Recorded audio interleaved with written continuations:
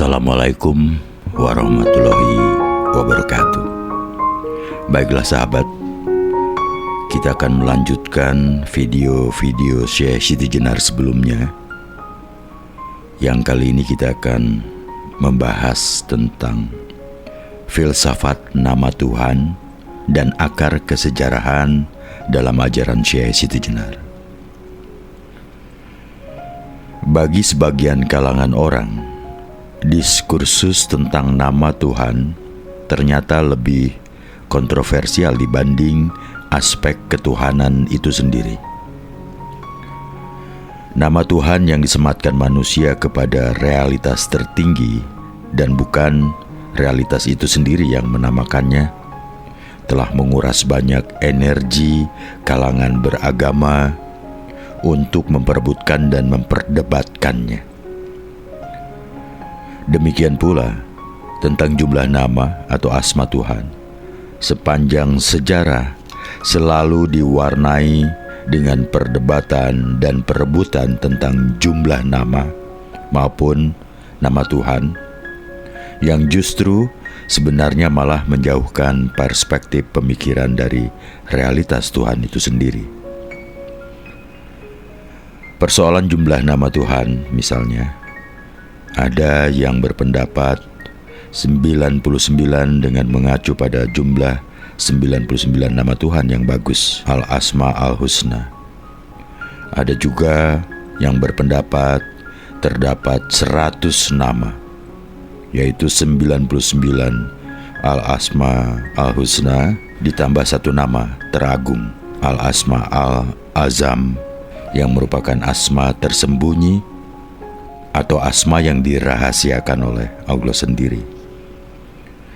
Sementara itu, menurut jumhur ulama salaf, jumlah asma Allah adalah 1000 dengan satu Al-Asma Al-Azam. Nah, dari berbagai pendapat mengenai asma Allah tersebut, terdapat beberapa hal yang sering dilupakan orang. Pertama, bahwa nama-nama Tuhan diberikan oleh manusia, bukan oleh Allah itu sendiri. Kedua, tentang satu nama yang tersembunyi, orang sering lupa bahwa di dalamnya terdapat rahasia pengetahuan murni dan tertinggi, yaitu makrifat, di mana bagi orang yang mau mendekat, menjalankan suluk, dan menggapai kesatuan, maka orang tersebut dalam kemanunggalannya akan mendapatkan satu nama teragung tersebut. Ketiga, orang sering tidak mengerti bahwa nama-nama Tuhan terkait dengan sejarah agama, di mana berbeda kurun waktu, beda wilayah geografis, dan berbeda bahasa, maka nama Tuhan juga mengalami perbedaan. Jika dicermati dalam ajaran Syekh Siti Jenar, maka didapatkan kenyataan bahwa yang pertama, Syekh Siti Jenar tidak pernah mempersoalkan jumlah nama dan sifat nama. Kedua, Syekh Siti Jenar tidak pernah pula mempersoalkan tentang penyebutan asma Tuhan. Sebanyak kehadiran manusia di bumi, maka sebanyak itu pula perspektif manusia tentang Tuhan, dan sebanyak itu pula asma dan sifat Tuhan dapat dijumpai. Ketiga, Syekh Siti Jenar sering mempertukarkan berbagai asma ketika mempresentasikan asma Tuhan, seperti Allah, Pangeran, Ingsun Sejati, Sang Hyang Widi, Hyang Manon, dan sebagainya. Hal ini menunjukkan bahwa sebenarnya asma Allah hanya diberikan oleh manusia, sementara nama yang tersembunyi, Kanzun Makfiyun, hanya akan diperoleh seseorang ketika dalam perjalanan rohaninya ia sanggup mencapai masyahadah atau penyaksian langsung akan realitas tertinggi, dan dalam praksis rohaninya Syekh Siti Jenar manunggal dengannya. Dengan demikian, tampaklah bahwa dalam filsafat Syekh Siti Jenar, konteks penyebutan nama Allah yang bermacam-macam tersebut menunjukkan bahwa perspektif Syekh Siti Jenar tentang ketuhanan menunjukkan berbagai hal. Pertama, Syekh Siti Jenar memahami betul tentang sejarah nama-nama Tuhan dalam perjalanan sejarah agama-agama. Kedua, Syekh Siti Jenar juga memahami betul bahwa setiap periode kenabian dan perbedaan wilayah geografis dan antropologis juga mistiknya akan melahirkan asma Tuhan yang berbeda. Dan ketiga, bahwa Syekh Siti Jenar memahami betul tentang hakikat nama Tuhan, yaitu bahwa dia dalam kondisi manunggaling kaula Gusti memang mendapatkan kenyataan akan adanya nama Tuhan yang sejati dalam pengalaman rohani setiap orang. Ya, lebih dari 500 tahun lebih yang lalu, Syekh Siti Jenar telah menyadari bahwa nama-nama Tuhan memang buatan manusia. Kesadaran ini bukanlah kesadaran yang bersifat sembrono, karena ternyata didukung oleh pengetahuan sejarah, agama-agama yang matang, pemikiran filosofis yang mendalam, dan juga karena pengalaman rohani yang mengalami kemanunggalan dengan Allah yang membuatnya tahu persis tentang sang hakikat sejati yang dia sebut sebagai ingsun sejati.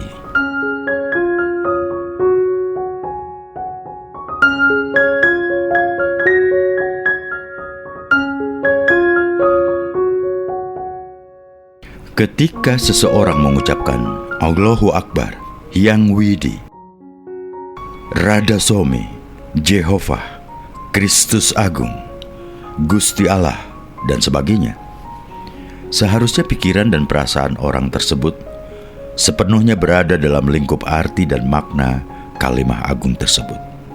Sedangkan hatinya dihadirkan untuk merasakan dirinya menghadap Allah, atau paling tidak batinnya dipersiapkan untuk merasakan kehadiran Allah, omnipresent di kedalaman jiwanya, atau pemaduan keimanan, keislaman, dan keihsanan.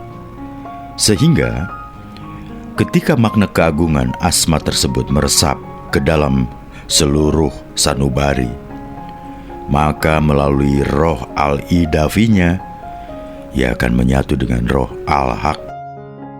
Dalam hal inilah Syekh Siti Jenar membuat ungkapan ingsun sejati.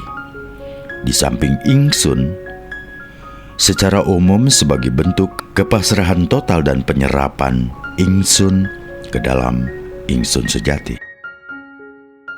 Tentu sikap kepasrahan ini diakibatkan oleh karena pribadi kita seharusnya memang telah merasakan kebesaran itu, sehingga nilai ibadah-ibadah keagamaan seperti sholat dan sebagainya sebagai simbol kepasrahan hidup secara total kepada Allah.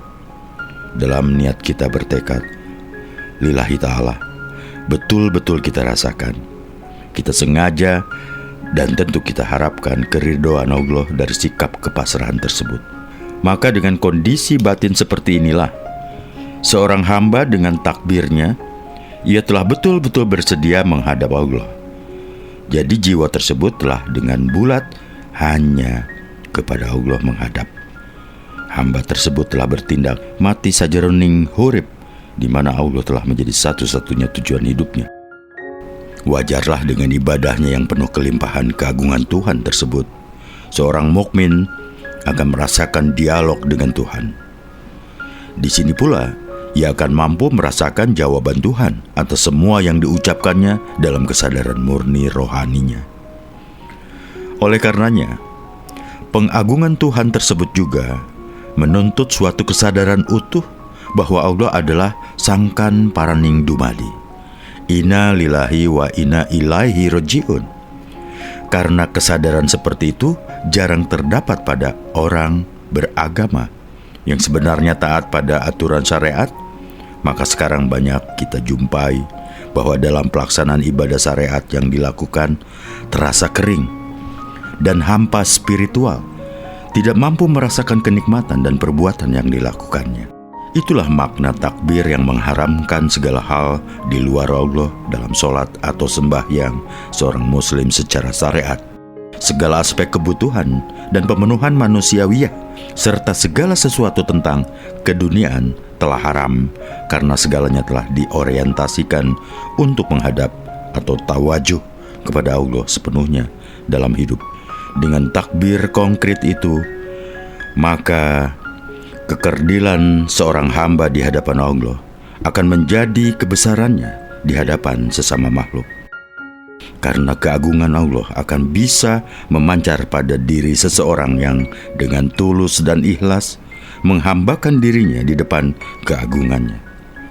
Dengan kebesaran Allah, segala yang di luar itu menjadi tidak berarti dalam kehidupannya.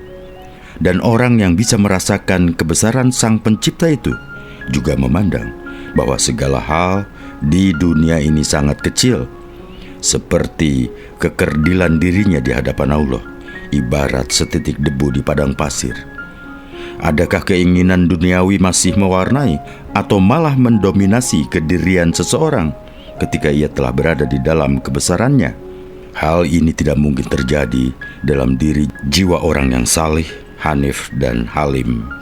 Dengan kesadaran tauhid murni yang berangkat dari keagungan Tuhan itulah, maka dalam konteks pengalaman spiritualnya, Syekh Siti Jenar lebih sering menggunakan ungkapan Sang Zat Wajibul Maulana dan Sang Hyang Manon untuk memperkenalkan nama Tuhan di Asia Tenggara atau entitas Muslim Jawa pada khususnya. Maknanya adalah Zat yang wajib melindungi, yang wajib memimpin, yang wajib mengayomi, dan itulah Zat Wajibul Mulyaningrat. Nah, istilah-istilah tersebut tentu saja sangat membekas di sanubari masyarakat Indonesia saat itu, karena penyebutan nama Tuhan terasa lebih konkret dan lebih dekat pada kosakata lokal masyarakat. Maka substansinya sama dengan Allahu Akbar dalam bahasa Arab.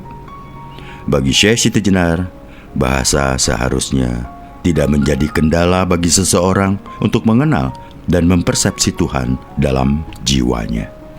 Pada tataran kerohanian ini pula, maka melihat gejala bahwa spiritual masyarakat Indonesia waktu itu sudah sangat kaya dengan pengalaman rohani, maka Syekh Siti Jenar memperkenalkan pola sembahyang atau sholat, yaitu sholat daim, di mana kondisi hati, pikiran, dan gerakan selalu diarahkan pada orientasi kesadaran.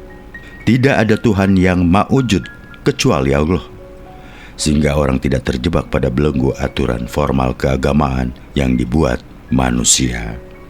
Justru bahwa rohaninya dimerdekakan dan dibebaskan untuk merasakan Tuhan dalam dirinya.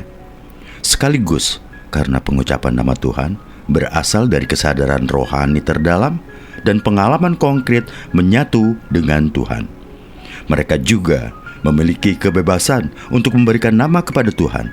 Ya, itulah substansi Allahu Akbar, yang bukan mengacu pada nama Tuhan yang di langit, namun lebih bergerak ke bawah, tanazul, berorientasi pada sikap rohani manusia yang mampu merasakan kehadiran Tuhan secara nyata. Sementara bagi orang yang masih awam dan hanya memiliki bekal fikih untuk menghadap Allah, Syekh Siti Jenar memperkenalkan model sholat tarek 5 waktu serta sholat 1 rakaat dalam salam sebagai bekal untuk memasuki gerbang rohani menuju ma'rifatullah. Tentu saja bahwa bacaan sholatnya bersifat kombinasi antara Arab dan Jawa, yang bagi Syekh Siti Jenar, sholat dengan bahasa lokal di samping beberapa bacaan yang wajib memakai Arabnya diperbolehkan, sebagaimana juga dipahami dalam konteks fikih mazhab Syafi'iyah dan Malikiyah.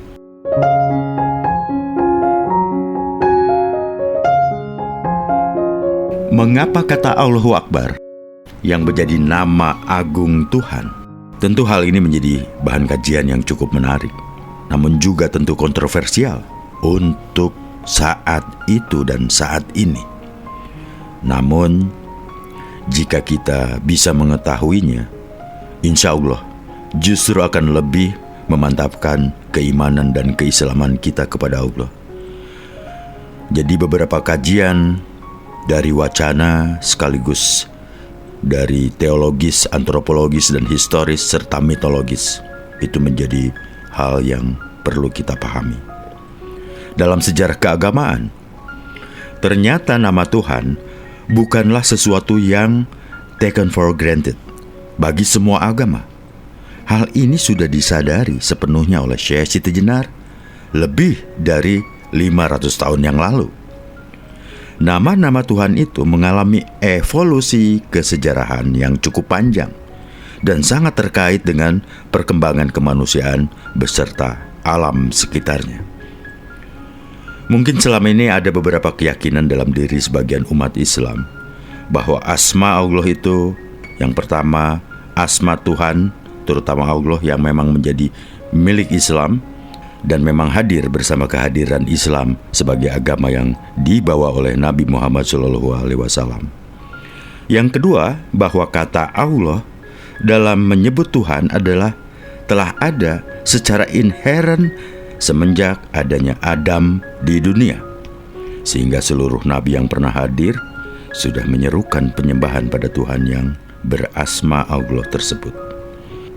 Nah, kedua hal itu akan membuktikan bahwa kedua klaim tersebut tidak sepenuhnya benar. Dalam teologi Islam, telah diakui bahwa Adam merupakan generasi hamba Allah yang pertama kali diciptakan bagi bangsa manusia sampai generasi kita saat ini.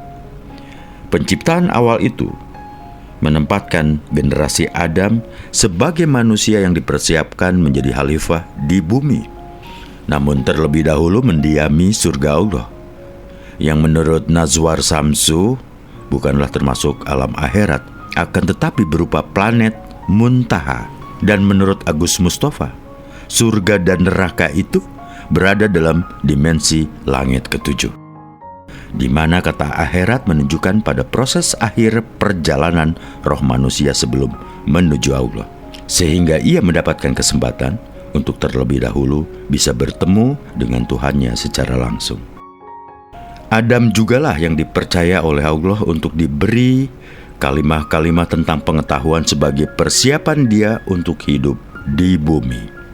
Berlatar belakang itulah, maka disebutkan dalam kitab suci bahwa seluruh manusia di bumi ini telah terlebih dahulu dimintai kesaksian di alam roh tentang Allah sebagai Tuhannya.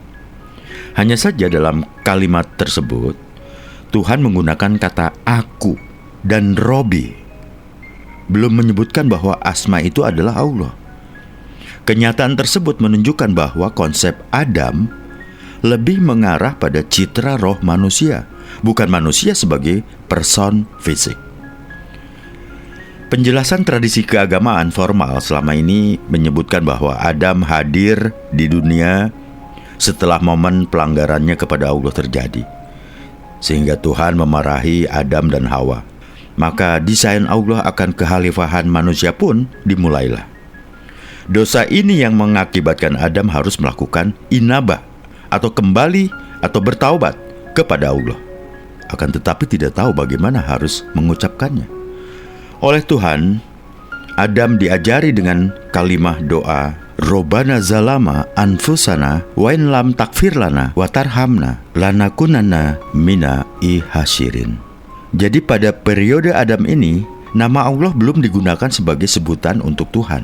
Hal ini wajar karena Adam telah pernah menyaksikan Tuhan secara langsung, sehingga ia cukup menyebut Tuhan dengan kata Robbana karena Tuhan telah betul-betul dikenalinya, bagi Adam ini tidak memiliki problem apa-apa karena ia telah kenal betul pada Tuhan, sehingga bisa menghadirkannya dalam pikiran serta perasaannya. Setiap kali menyebut anta, demikian dalam ayat lain disebutkan, pada Tuhannya.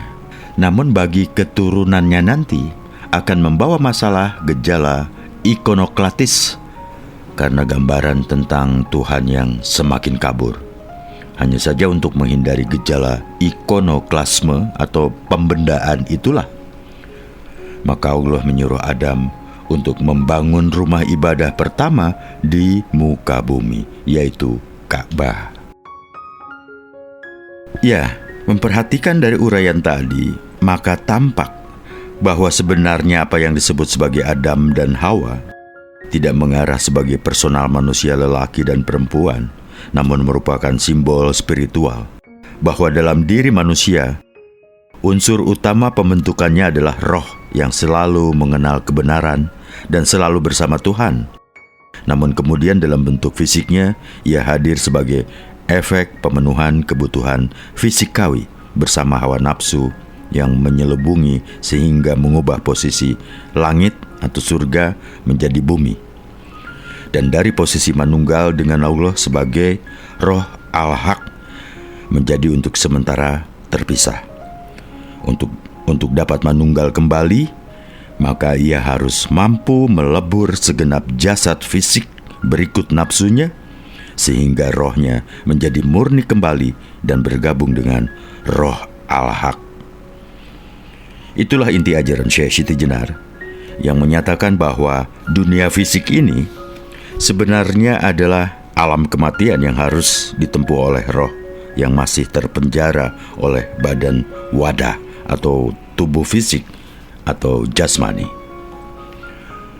Merujuk pada Al-Quran yang memang kita masih bisa menemukan bahwa para nabi dan rasul memiliki misi utama yang sama, yaitu membawa ajaran tauhid, paham keesaan Tuhan. Kami tidak mengutus seorang rasul pun sebelum kamu, Muhammad, kecuali kamu wahyukan kepadanya bahwa tidak ada Tuhan selain aku, maka sembahlah aku. Quran Surat Al-Anbiya. Nah, dalam hal ini Tuhan memperkenalkan dirinya dengan sebutan aku.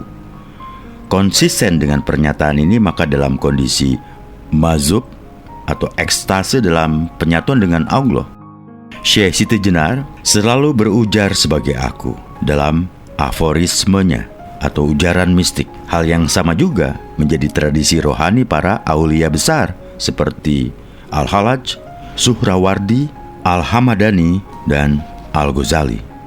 Dan di Indonesia diantaranya adalah Syekh Siti Jenar, Sunan Kalijaga, Sunan Panggung, Ki Babeluk, Syekh Among Raga, Kiai Mutamakin, Syekh Saridin, Syekh Jangkung, ya semuanya di Jawa, dan Syekh Abdul Hamid di Takisong, Banjarmasin. Menurut Al-Quran juga, memang para nabi-nabi seperti Hud, Saleh, dan Suaib mengabadikan seruannya, wahai kaumku, sembahlah Allah atau Tuhan, sekali-kali tidak ada Tuhan bagimu selainnya. Seruan ini diabaikan dalam Quran Surat Al-An'am. Namun perlu diingat bahwa Al-Quran dalam menyebut nama Allah sebagai Tuhan memiliki 3 maksud sesuai dengan evolusi antropologis dan kesejarahan manusia. Pertama, penyebutan nama Allah sebagai asma resmi Tuhan, dan itulah nama final secara fisik, sementara secara roh tetap bukan nama final. Asma al-azam baginya, seiring pula dengan finalnya ajaran al-Islam dengan formalisasi Islam sebagai agama era Nabi Muhammad SAW. Jadi ini seperti asma kesepakatan, kalimatun sawa dalam Quran Surat Al-Imran bagi agama-agama di dunia, karena perjalanan agama telah sempurna dengan panji-panji kenabian Muhammad. Namun perlu ditekankan, label nama Allah secara formal ini seiring dengan kehadiran person Muhammad sebagai nabi. Kehadiran Muhammad sebagai nabi secara fisik berkaitan erat dengan tata aturan kemanusiaan yang mendiami alam fisik dunia ini. Jika kemudian dihubungkan dengan roh, nur, dan hakikat Muhammad yang berkaitan dengan pencerahan roh manusia, maka nama sejati Tuhan bukan Allah tersebut, melainkan asma-asma yang muncul dalam kondisi ekstase setiap pencari jalan menuju Allah atau salik. Sebutan kedua, Allah kadang juga mengarah pada Allah orang-orang Arab sebelum Islam sesudah kehadiran Nabi Isa. Di sini Allah memiliki konotasi makna sebagai dewanya dewa-dewa yang disembah orang-orang Arab saat itu. Di Jawa juga ada istilah sebutan Batara Guru. Jadi konotasinya bukan Allah seperti yang dipahami dalam teologi Islam. Nah, hal ini menunjukkan adanya alur sejarah bagi penyebutan Allah sebagai nama yang diberikan oleh manusia. Ketiga, sebutan Allah yang berarti Tuhan, namun belum dan tidak sebagai asma yang harus disebutkan oleh manusia, ini berlaku bagi para nabi sejak generasi Adam hingga Isa. Maka wajar jika sebelum Islam terjadi sebutan dan pemberian nama terhadap Tuhan yang cukup banyak di berbagai belahan dunia. Karena nama adalah merupakan pensifatan atau penunjukan terhadap sesuatu oleh manusia agar bisa mengenalinya secara lebih mudah. Logikanya, jika nama Allah memang sudah diperkenalkan sebagai nama Tuhan sejak Nabi yang pertama, tentunya semua agama-agama samawi akan memiliki keseragaman dalam menyebutnya. Hal ini sekaligus kembali menegaskan bahwa pemberian nama Allah seiring dengan perkembangan sejarah mengenai penggunaan nama itu sendiri. Maka yang perlu diperhatikan di sini bahwa penyebutan nama Tuhan sangat terkait dengan faktor kebahasaan, linguistik, dan pemaknaan manusia terhadap ajaran maupun fenomena kehidupan beserta alam sekitarnya. Di samping juga dengan kondisi masyarakat manusia berada. Oleh karena itu maka kaum muslim diperintahkan untuk menyeru kepada ahli kitab pada titik temu atau kalimatun sawa kepada ketuhanan yang Maha Esa ini, tanpa mempersoalkan tentang nama terhadap Tuhan itu sendiri. Dan ini ada di Quran Surat Al-Imran. Kalaupun kemudian Syekh Siti Jenar dicela dan dicerca karena menggunakan istilah-istilah yang sudah ada pada masyarakat pada masanya untuk menyebut Tuhan. Hal ini terjadi tidak lain karena pada abad ke-15 dan ke-16 di Jawa sedang terjadi proses Arabisasi bagi Islam, yang dalam proses tersebut menjalin hubungan politis dengan kekuasaan politik. Ditambah lagi kemudian setelah pusat peradaban Islam Baghdad luluh lantak pada abad ke-15, para ulama Timur Tengah banyak yang hijrah ke kawasan lain termasuk Indonesia, yang membawa nilai-nilai Timur Tengah untuk diadopsi ke dalam masyarakat Indonesia. Kenyataan bahwa pemaparan soal ketuhanan oleh para nabi terkait dengan faktor daya pikir, perkembangan budaya, dan bahasa manusia ini juga terdapat di dalam Al-Quran. Maka pada masa Nabi Nuh, sekitar tahun 6000 sebelum Masehi, hampir-hampir tidak ada bukti logis yang dikemukakan oleh Nabi Nuh kepada umatnya atau sekitar wilayah Yaman sekarang. Dan akhirnya ketika mereka tetap membangkang, jatuhlah sanksi yang memusnahkan mereka. Ini tercantum dalam Quran Surat Al-Ankabut yang berupa ledakan besar, badai topan, dan banjir maha dahsyat. Kebinasaan umat Nabi Nuh ini bukan karena kekafirannya kepada Tuhan, namun umat Nabi Nuh pertama ini, generasi sebelum banjir besar, bersikap gulu, berlebih-lebihan dalam memuja orang-orang salihnya, dan kepuasan berlebihan terhadap capaian-capaian ilmu pengetahuan dan teknologi yang mereka capai. Akibat dari pemujaan tokoh-tokoh ini, sementara konsepsi nama Tuhan belum memiliki akar, karena memang belum ada nama resmi, mengantarkan bangsa ini pada pembuatan patung-patung saleh untuk dipuja dan disembah. Inilah yang pertama kali dalam sejarah manusia membuat patung-patung yang disembahnya menjadi Tuhan. Inilah yang membuat mereka kemudian hancur. Saat ini pun terjadi hal yang hampir sama. Bencana alam beruntun. Walaupun secara formal bangsa ini taat beragama, namun sebenarnya di balik ketaatan formalistik tersebut, secara spiritual dan rasa hati, miskin dengan kehadiran Allah, dan moral, mentalitas, serta hatinya justru durhaka kepada Allah. Yang lebih memprihatinkan, warisan-warisan peradaban yang ada pun hancur. Azab besar Allah yang pernah ditimpakan manusia adalah musnahnya peradaban dan ilmu pengetahuan manusia yang sekarang hanya menyisakan bekas-bekasnya di kedalaman bumi untuk bisa dipelajari lagi oleh manusia sekarang. Sementara Nabi Nuh dan umatnya yang selamat oleh Allah dibuatkan pikun akibat dahsyatnya bencana itu dan kehilangan keluarga yang mendadak, padahal usia mereka rata-rata sangat tua. Demikian istilah Al-Quran, sehingga ilmu-ilmu yang pernah dikuasai menjadi terlupakan. Lalu tibalah masa Nabi Hud sekitar tahun 4500 sebelum Masehi, yang datang pada kaum Ad, generasi pertama. Generasi kedua adalah yang selamat dari azab Allah, yang tidak begitu jauh dari Nuh. Pemaparannya juga belum memiliki perkembangan yang cukup berarti. Namun di sini jelas bahwa masyarakatnya telah diajak berdialog, sehingga bisa dikatakan umat Nabi Hud telah memiliki sedikit kemampuan berpikir di atas umat Nabi Nuh, sehingga pemaparannya pun telah disertai dengan peringatan tentang nikmat-nikmat Tuhan yang mereka dapatkan. Nah, jika kita melihat kedua kaum nabi tersebut, kaum Nabi Nuh dan kaum Nabi Hud, yang begitu sombong, arogan, suka menantang kematian dan suka bertempur, cepat merasa puas dan bangga atas apa yang diraihnya. Ini mirip dengan watak bangsa Kaldea, yang dalam sejarah pernah menjadi bangsa besar, namun kemudian hancur musnah akibat kesombongan keberhasilan peradaban yang mereka bangun. Nabi Saleh sekitar tahun 3400 sebelum Masehi, yang datang sesudah Nabi Hud, yaitu pada suku Samud di wilayah Hadramaut. Lebih luas dan rinci lagi uraian penjelasannya, karena wawasan umatnya telah lebih luas juga. Di sini Nabi Saleh misalnya mengingatkan tentang asal kejadian manusia dari tanah dan tugas mereka memakmurkan bumi. Quran Surat Hud. Dan dari sini dapat diketahui bahwa misi kekhalifahan yang diemban sejak Adam tampaknya baru bisa direalisasikan pada saat kehadiran Nabi Saleh ini.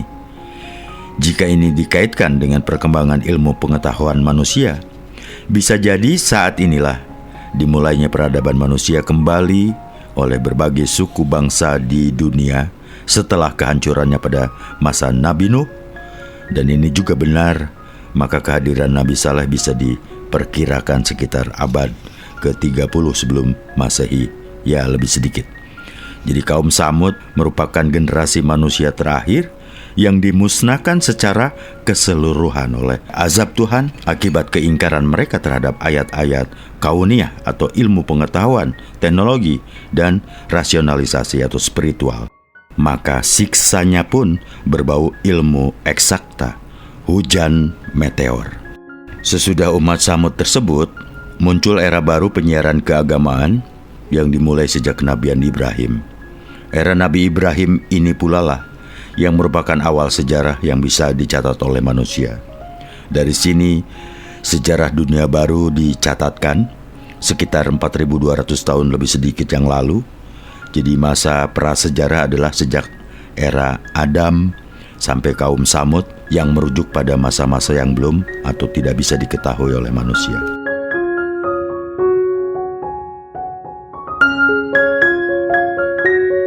Nabi Ibrahim yang datang sekitar abad 19 hingga 20 sebelum Masehi bisa disebut memasuki periode baru dari tuntunan tentang ketuhanan yang Maha Esa. Di sini Ibrahim tidak hanya mengandalkan konsepsi ketuhanan berdasarkan wahyu, akan tetapi berdasarkan penemuan nalar dan spiritualnya tentang Tuhan itu sendiri. Maka Ibrahim mendapatkan gelar sebagai Abu al-Anbiya, bapak para nabi atau bapak monoteisme, serta proklamator keadilan ilahi, sehingga seluruh agama-agama merujuk pada konsepsi Tauhidiyah Ibrahim. Tauhidiyah Ibrahim. Ibrahim menemukan dan membina keyakinannya melalui proses pencarian dan perjalanan intelektual serta pengalaman-pengalaman kerohanian yang cukup mendalam, sehingga di samping ia mengalami penemuan tentang keesaan Tuhan yang juga tercantum dalam Quran Surat Al-An'am, ia juga memperoleh keyakinan tentang hari kebangkitan, atau secara tidak langsung juga mengisyaratkan ilmu tentang futurologi. Dan menariknya lagi, dialah satu-satunya nabi yang disebut Al-Quran meminta kepada Allah untuk diperlihatkan bagaimana caranya menghidupkan yang mati, dan ini dikabulkan Allah. Untuk pertama kalinya, fenomena tentang hari akhir dan kebangkitan diberikan oleh Tuhan kepada manusia. Di Jawa, 3.400 tahun lebih setelah Ibrahim, Syekh Siti Jenar memperkenalkan kembali ilmu ketuhanan dan ilmu kematian yang bersifat operasional, fungsional, dan produktif kepada manusia Nusantara. Sayangnya kondisi keagamaan sudah menjadi formalistis, mirip masyarakat Ibrahim yang memformalkan Tuhan dalam bentuk patung-patung batu dan bahan makanan utama. Maka resistensi masyarakat era Ibrahim dengan era Syekh Siti Jenar hampir sama. Mayoritas masyarakat menolak ajaran tauhid yang murni tersebut. Bahkan penyiar ajarannya harus divonis hukuman mati. Bahkan hukuman untuk salah seorang murid Syekh Siti Jenar, Sunan Panggung, sama dengan untuk Ibrahim, dibakar hidup-hidup. Namun kemudian tetap selamat karena kemanunggalannya dengan Allah. Efek kemanunggalan tersebut jelas bahwa fenomena fisik alam raya tunduk di bawah kehendaknya. Realitas pembendaan Tuhan tersebut sampai saat ini tetap terjadi, apalagi di tengah gempuran modernitas dan arus konsumtivisme dunia. Sehingga saat ini juga masih banyak yang menolak keagamaan secara rohani, namun sebagian yang lain justru menolak formalitas untuk memasuki spiritualitas. Memang pergulatan antara esoterisme dan eksoterisme keagamaan tidak akan pernah usai di panggung sejarah manusia. Terkait dengan pencarian Tuhan Ibrahim tersebut, menarik dikaji bahwa Ibrahim sempat bertuhankan matahari, bulan, dan bintang. Hal ini bisa menunjukkan bahwa saat itu kepercayaan-kepercayaan tentang Tuhan telah menyebar luas di kalangan manusia dengan perwujudannya yang sangat berbeda-beda. Ini juga mengindikasikan bahwa ajaran-ajaran ketauhidan terdahulu telah tidak memiliki bekas lagi pada manusia. Kegagalan ini terjadi karena ketauhidan yang diserukan belum memiliki landasan aksioma rasional dan spiritual. Asma Tuhan dan hari kebangkitan secara operasional dan membumi, sehingga aksioma rasional dan spiritual atau asma Tuhan dan hari kebangkitan secara operasional dan membumi, sehingga bangunan keagamaan itu pun masih sangat rapuh. Selain itu juga karena faktor kebudayaan belum dijadikan sebagai salah satu ornamen dalam membangun pola keberagaman penganutnya. Walaupun oleh Nabi Ibrahim ditekankan bahwa kebudayaan merupakan salah satu faktor terpenting dalam pengejawantahan agama. Seruan yang dicanangkan Ibrahim pun sudah berbeda dengan nabi-nabi terdahulu. Jika para nabi pendahulunya menyerukan, "Sembahlah Allah, kalian tidak memiliki Tuhan selainnya," maka Ibrahim menyerukan, "Sembahlah Allah dan bertakwalah kepadanya, yang demikian itu lebih baik untukmu kalau kamu mengetahui." Jadi di sini tercantum dalam Quran Surat Al-Ankabut. Dan ini menunjukkan bahwa dalam format keberagaman, kebudayaan, dan ilmu pengetahuan telah terjalin sinergi untuk membentuk karakter, peradaban, dan kemanusiaan. Dengan adanya seruan bertakwa, maka tampaklah pilar-pilar ajaran keagamaan secara lebih esensial atau berwatak rohania itu pun mulai dibangun. Ibrahim juga menyatakan bahwa Tuhan yang disembah adalah Tuhan seru sekalian alam, bukan Tuhan suku, bangsa, dan jenis makhluk tertentu. Ini mengindikasikan dua hal. Yang pertama adalah saat inilah dimulai era penyebutan Tuhan dengan suatu istilah. Ibrahim selalu berdoa dengan menggunakan panggilan Rabbi, Tuhanku. Di samping itu, saat ini Tuhan telah memiliki nama, lebih tepatnya telah dinamakan El, bahasa Ibrani berarti Tuhan. Dengan adanya sebutan ini, tentu cikal bakal perpaduan syariat dan makrifat keagamaan telah dimulai. Maka Allah pun telah menyebut aliran Ibrahim ini dengan sebutan Al-Din Al-Qayyim, Milata Ibrahim, Milata Hanifan. Maka kita dapat pahami bahwa agama Ibrahim telah tersusun dengan sangat sistematis dan telah terstruktur baik secara akidah, syariah, makrifat, dan hakikat, serta muamalah kemanusiaannya. Risalah Ibrahim ini memang nampak telah diarahkan kepada manusia yang telah memiliki kemajuan pemikiran yang cukup tinggi. Dan itu memang dialami oleh orang-orang di Mesir, kawasan Babylon maupun sekitar Kanaan, di mana Ibrahim nanti memusatkan gerakan dakwahnya, terutama di Mesir saat itu, yang sejak tahun 3200 sebelum Masehi telah memasuki dinasti kekuasaan Fir'aun ke-11 dan 12, di mana kemajuan arsitektur sedang memuncak.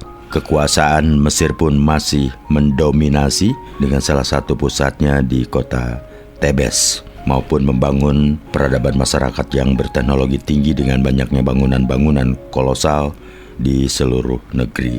Diduga Fir'aun Mesir yang pernah mengundang Ibrahim dan Sarah sehingga mendapat hadiah hajar adalah Fir'aun Mentuhotep kedua. Ini berarti Ibrahim hidup sekitar tahun 2100 hingga 1990 sebelum Masehi. Demikian pula teknologi di kota Ur, Provinsi Kaldea, wilayah Babylon, di mana Ibrahim berasal. Teknologi juga sedemikian tingginya sehingga Raja Babylon, yaitu Namrus, telah memprakarsai pembangunan menara pencakar langit yang sangat tinggi. Sayangnya teknologi arsitektur ini digunakan untuk melawan Tuhan dengan keinginan melihat Tuhan secara fisik melalui menara tinggi tersebut. Nama Raja Namrud juga mengingatkan pada kajian sejarah Ibnu Khaldun yang menulis bahwa Namrud merupakan suatu bangsa. Mungkin nama bangsa ini diambil dari nama rajanya, seperti nama Samud diambil dari nama salah satu pakdenya Nabi Saleh yang sulung. Kaum Nimrod adalah bangsa yang hidup setelah kaum Samud, kaumnya Nabi Saleh, musnah. Sehingga dari data-data sejarah ini sesuai dengan kenyataan bahwa Ibrahim hidup pasca Nabi Saleh di zaman kekuasaan Raja Namrud tersebut. Dengan syariat itulah Ibrahim pun telah memulai berdiskusi dengan kaumnya dalam rangka membuktikan kesesatan mereka dan ditunjukkanlah ke arah tauhid yang lurus. Setelah ini nanti pada masa Nabi Syu'aib, maka penyiaran tauhid telah disertai dengan aturan syariat dan hakikat keagamaan yang cukup jelas tentang hukum-hukum dan bentuk ibadahnya. Ini tercantum dalam Quran surat Al-A'raf.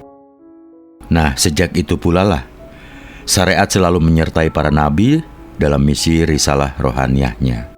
Di antara risalah syariah yang paling keras adalah kaumnya Nabi Musa, karena memang Bani Israel merupakan suku yang paling bandel dan suka melakukan pelanggaran dan penyelewengan. Ini ada di Quran surat Al-Isra. Nah, pada masa Nabi Isa, ketatnya syariah itu agak dinetralisir dengan misi kasih sayangnya. Sayangnya justru dengan netralisasi hukum tersebut, kaum Yahudi malah semakin menyeleweng, sehingga Yesus hanya berhasil mempunyai 12 orang pengikut. Jadi Al-Hawariyun yang selalu setia mengikuti dan membelanya, kecuali sahabatnya yang bernama Yudas Iskariot yang secara zohiriah mau menjadi pengkhianat dengan bersekutu pada gubernur Pontius Pilatus untuk membinasakan Yesus. Oleh karena sikapnya yang selalu ngeyel, seperti watak dasar Yakub dahulu, maka Bani Israel merupakan bangsa yang paling sering ditimpa kemalangan sebagai bentuk peringatan dari Allah sepanjang sejarah. Walaupun demikian, tidak seperti umat-umat Nabi sebelum Ibrahim, kecenderungan bersikap hanif pasca Ibrahim selalu ada, walaupun kadang terkubur di tengah kemusyrikan. Oleh karena itulah maka sejak masa Nabi Ibrahim sampai Nabi Muhammad SAW, tidak ada lagi pemusnahan manusia secara total seperti sebelumnya pernah terjadi. Sehingga puncak pemaparan tauhid dengan alur rasionalisme dan spiritual sepenuhnya terjadi pada masa Nabi Muhammad sebagai masyarakat yang memasuki era teknologi mutakhir. Oleh karenanya Muhammad hadir di dunia fisik mewakili dua misi sekaligus. Pertama, misi kemanusiaan untuk dunia fisik dengan bentuk kehadiran historis, person fisik yang menjelaskan tata aturan main keagamaan untuk kepentingan semesta. Kedua, bahwa di balik sosok Muhammad yang fisik, ia sekaligus merupakan pengejawantahan roh, nur, dan hakikat Muhammadiyah yang menunjukkan kemenyatuan roh manusia dengan Al-Roh Al-Haq, Allah Tuhan alam semesta. Oleh karena itulah, di belakang penyebutan asma Muhammad sering disandangkan penghormatan dengan ungkapan Sallallahu Alaihi Wasallam, penghormatan sepenuhnya dari Allah atasnya dan keselamatan kesejahteraan baginya beserta seluruh keluarganya.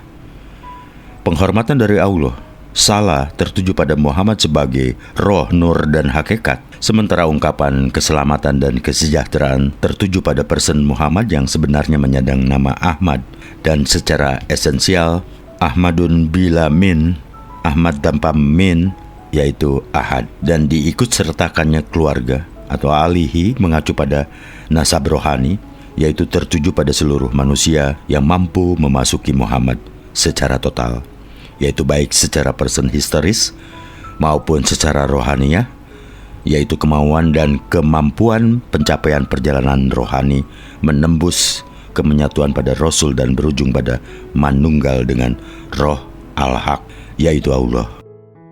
Sedang sejak Ibrahim sampai Isa masih banyak mengandalkan alur-alur kemujizatan atau majestik, dan umatnya pun masih sering terjebak dalam mitologisasi keagamaan. Uniknya lagi, setelah masa Ibrahim ini pun konsep kenabian kembali kepada suku-suku dan bangsa tertentu, padahal Ibrahim telah menjadi nabi seluruh manusia. Maka berarti ruang lingkup kenabian pada masa berikutnya mengalami penyempitan kewilayahan. Selain itu, konsep mitologisasi juga mewarnai perjalanan evolusi nama Tuhan ini, bahkan sampai ke Rasulan Nabi Muhammad SAW, dan ternyata yang akan menjadi nabi seluruh manusia dan seluruh alam nanti, serta menghapus mitologisasi ketuhanan adalah Nabi Muhammad SAW, yang kalam al-nabiyin tanpa kekuatan-kekuatan magis, kekuatan mukjizat, majestik, dan sebagainya. Kecuali kitabullah, baik secara kauli atau firman tertulis maupun kauni, firman Allah melalui perwujudan wajahnya di semesta raya, dan peletakan nalar atau reason pada proporsinya. Bacalah dengan nama Tuhanmu yang menciptakan adalah mukjizat menyingkap segala rahasia bagi umat Nabi Muhammad SAW. Maka dalam membaca alam secara keseluruhan, Syekh Siti Jenar telah mengajarkan agar menggunakan seluruh potensi rohani untuk mampu menyingkap rahasia semesta yang bersumber dari Sirraullah, rahasia Tuhan. Nah, ketika Syekh Siti Jenar di Jawa memperkenalkan Tuhan dengan berbagai nama sebutan, dan sekaligus memperkenalkan istilah ingsun sejati sebagai nama Tuhan berdasarkan konsep manunggaling kaula Gusti, maka berdasarkan pada fakta sejarah yang sudah disampaikan tadi, tampak dalam penyebaran ajarannya, Syekh Siti Jenar memiliki kesadaran sejarah keagamaan dan kenabian yang utuh. Syekh Siti Jenar berupaya mengembalikan esensi ajaran keagamaan yang murni, bersifat milad Ibrahim, Hilm dan Hanif, yang sekaligus menghadirkan sosok Rasul Muhammad yang bersifat roh, di mana semua manusia memiliki potensi roh yang sama. Dalam kitab Bhagavad Gita Sloka terdapat firman Tuhan, "Wahai Bharata, seperti halnya matahari sendiri menerangi seluruh alam semesta ini, begitu pula makhluk hidup tinggal di dalam badan menerangi seluruh badan dengan kesadaran." Jadi pada ayat sebelumnya, Sloka tentang roh ditegaskan, oleh karena angkasa bersifat halus, angkasa tidak tercampur dengan apapun, kendati pun angkasa berada di mana-mana, begitu pula sang roh yang mantap dalam penglihatan Brahmana tidak tercampur dengan badan, walaupun sang roh itu berada dalam badan. Jika para nabi ditentang oleh umatnya karena upayanya mengembalikan posisi Tuhan dari pembendaan agama-agama yang sudah diformalkan, demikian pula Syekh Siti Jenar dengan manunggaling kawula gustinya mengarahkan kembali kesadaran manusia kepada Allah sebagai esensi, mencoba melepaskan belenggu kebendaan beragama dan masyarakat Indonesia pada masanya. Agama yang telah mengalami formalisasi ternyata juga memformalkan nama Allah sebagai belenggu berpikir dan belenggu bagi kemerdekaan rohani untuk menggapai esensi Tuhan, untuk mendekat secara nyata, dan akhirnya untuk kembali secara sebenarnya, bukan hanya kembali kepada pahala dan surga yang juga merupakan makhluk, namun kembali kepada asal muasal kejadian. Innalillahi wa inna ilaihi rojiun, sangkan paraning dumadi, yaitu Allah sebagai Al-Roh Al-Haq, sehingga dapat dikatakan bahwa misi Syekh Siti Jenar pada akhirnya sama dengan misi kenabian, dan sabda Rasulullah Muhammad adalah bahwa al-ulama warasat al-anbiya, para ulama yang lurus dan benar adalah pewaris para nabi.